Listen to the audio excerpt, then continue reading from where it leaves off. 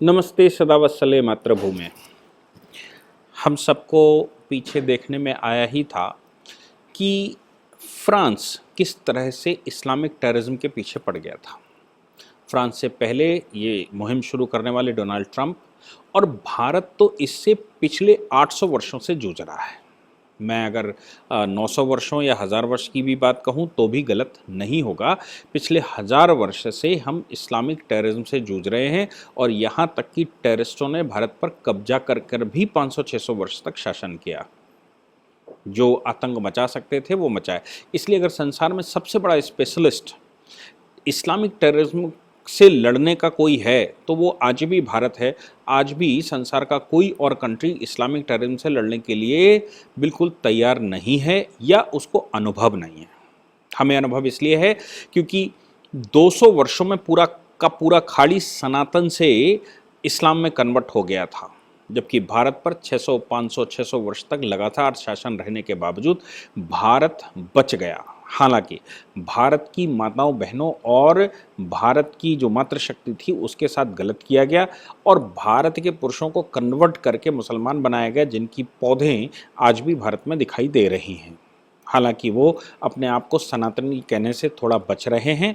थोड़ा क्या बच रहे हैं, उनके दिमाग में ये बात घर कर चुकी है कि अगर वो इस्लाम से दोबारा हिंदुज़्म में वापस भी आते हैं, सनातन में वापस भी आते हैं, तो उनको वो सम्मान नहीं मिलेगा जो उनको इस्लाम में सम्मान, एक झूठा सम्मान उनको मिलता है।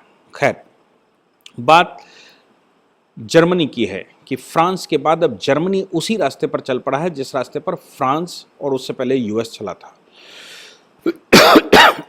इसके अतिरिक्त अब इन विषयों पर फ्रांस, ऑस्ट्रेलिया और इंडिया के फॉरेन मिनिस्टर्स ने भी अभी लंदन में बैक टू बैक बैठक की है G7 के साथ। एक फिजिकल बैठक जिसमें फ्रांस, जैसा मैंने पहले भी कहा कि फ्रांस, ऑस्ट्रेलिया और इंडिया इस समय लाइक माइंडेड हैं। जब तक ट्रंप रहे तब तक यूएस भी लाइक माइंडेड माना जाता था।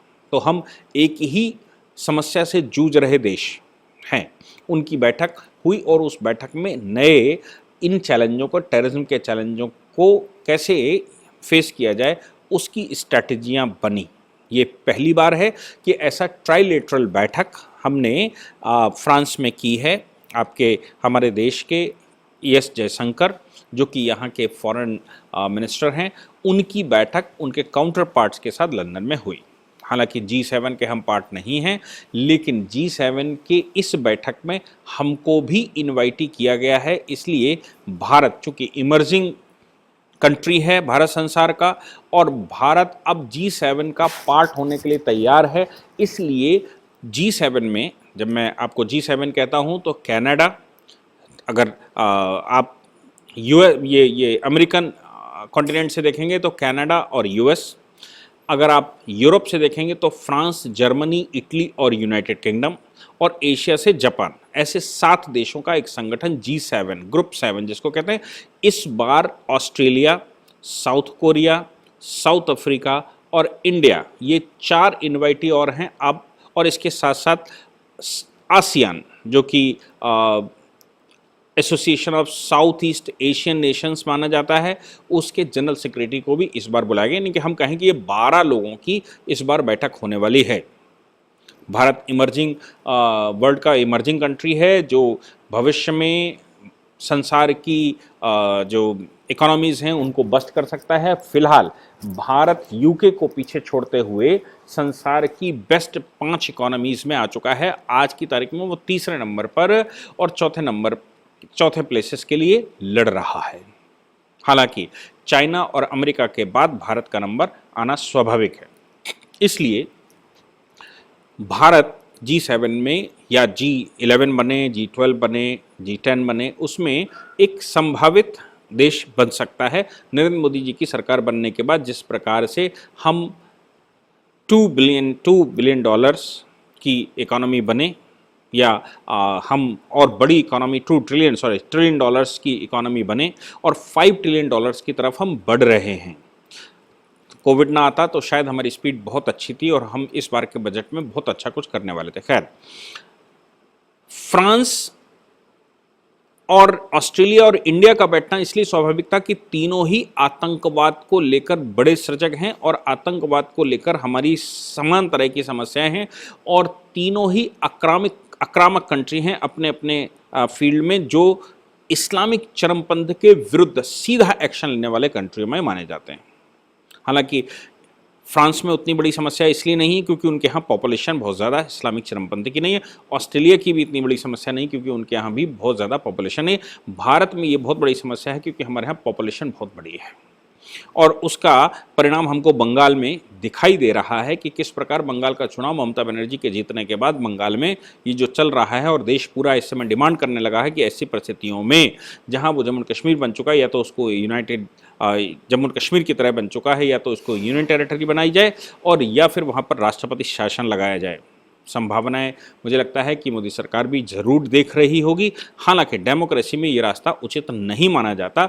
इसके लिए संघर्ष करने के लिए पार्टियां वहां पर सामने खड़ी रहना चाहिए। जो पार्टियां वहां चुनाव लड़ती हैं, जो संगठन वहां पर काम करते हैं, उनको सामने आना पड़ेगा।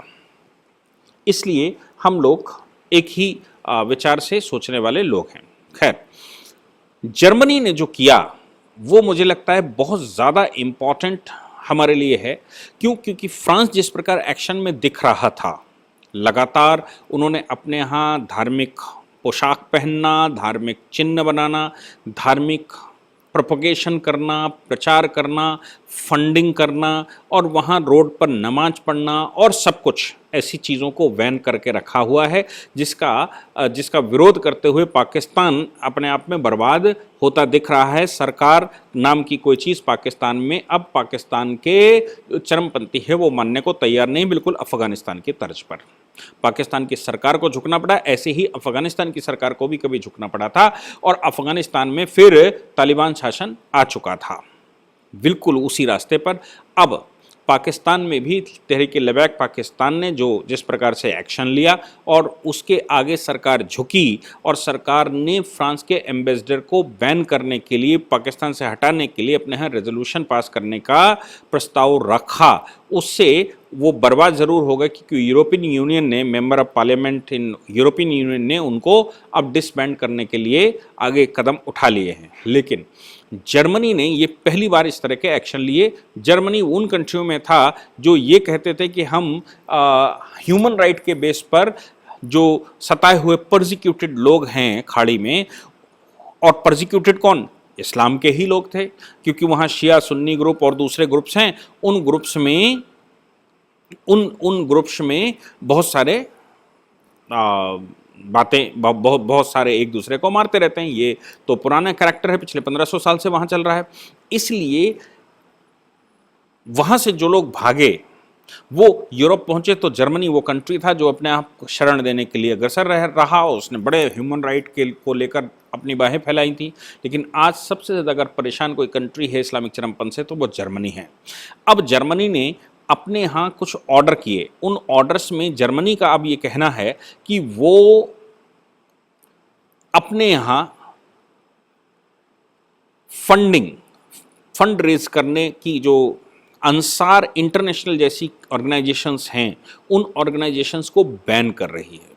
ये अंसार इंटरनेशनल का काम ये था, इनके ऊपर चार्ज ये हैं कि ये डोनेशंस इकट्ठा करते हैं और ये फाइनेंस टेररिज्म, यानी कि टेररिस्टों को फाइनेंस करने के लिए वर्ल्ड वाइड ये जाने जाते हैं और पूरे विश्व से पैसा कलेक्ट करके ये मुस्लिम जो इस्लामिक टेररिज्म है उनके ऊपर खर्च करते हैं। इसलिए वहाँ के होम मिनिस्टर हॉर्स्ट शीहोफर ने अनाउंसमेंट किया कि इस तरह के जितने भी ऑर्गेनाइजेशन यहाँ पर चलते हैं जो इस्लामिक टेरर फंडिंग का काम करते हैं या डोनेशंस लेते हैं जर्मनी से, उन सबको जर्मनी में अब बैन किया जाता है। उन्होंने ट्वीट करके सूचना दी और कहा कि अब जर्मनी में किसी भी प्रकार से इस्लामिक टेररिज्म को कोई जगह नहीं दी जाएगी और जर्मनी और भी बहुत सारे स्टेप्स उठाने के लिए अब तैयार है क्योंकि चरमपंथ को जर्मनी में स्थान नहीं दिया जा सकता।